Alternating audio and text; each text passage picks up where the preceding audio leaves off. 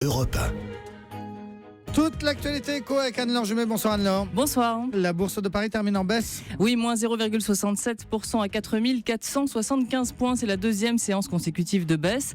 Le marché est resté hésitant à la veille de la réunion de la Banque Centrale Européenne et de celle de l'OPEP, l'organisation des pays exportateurs de pétrole. Le chiffre du jour. 22,3%, c'est l'augmentation enregistrée par les immatriculations de voitures neuves au mois de mai. Alors il y avait 3 jours ouvrables de plus cette année qu'en mai dernier. Donc en réalité, le marché n'a augmenté que de 4%. C'est un léger ralentissement par rapport à avril, mais la tendance reste bonne.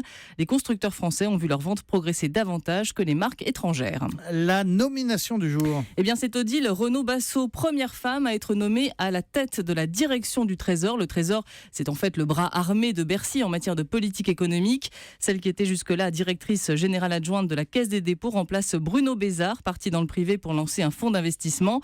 Odile Renaud-Bassot, qui aura 51 ans demain, a été directrice de cabinet adjointe à Matignon à l'époque de Jean-Marc Ayrault. Elle prendra ses fonctions à la fin du mois. Le fait du jour, Anne-Laure, c'est le gouvernement qui reste inflexible face à la CGT. Oui, le gouvernement dit la porte est ouverte, mais on ne peut pas rentrer. C'est en ces termes que Philippe Martinez a résumé aujourd'hui la situation. C'était sur la chaîne LCP. Et le numéro 1 de la CGT lance un appel. Si le gouvernement dit demain on discute, eh bien il n'y a plus de grève, dit-il, que chacun prenne ses responsabilités. Mais je peux vous dire que l'exécutif n'a pas l'intention de dialoguer avec le leader syndical. Pourquoi mettre un genou à terre, m'a confié une source proche de François Hollande, alors que la CGT ne demande rien et ne propose rien. Et l'exécutif fait en fait le pari de l'essoufflement.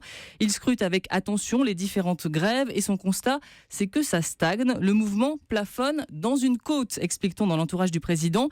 Par exemple, il n'y a que 17% de grévistes à la SNCF. La CFDT est sortie du conflit grâce aux concessions faites par l'État actionnaire et on attend maintenant la position d'un autre syndicat, l'UNSA, qui, espère-t-on au gouvernement, sortira aussi du mouvement. Autre exemple pris par l'exécutif pour montrer cet essoufflement, les stations-service. Là, on est passé en dessous de la barre de 5% de stations fermées. C'est ce qu'on indique au ministère des Transports. Alors, on l'a quand même appris tout à l'heure, la CGT a voté une grève reconductible dans les centrales nucléaires. Elle va démarrer ce soir et le syndicat a demandé aux salariés de l'énergie d'effectuer des coupures ciblées, touchant notamment les services de l'État et les locaux du MEDEF.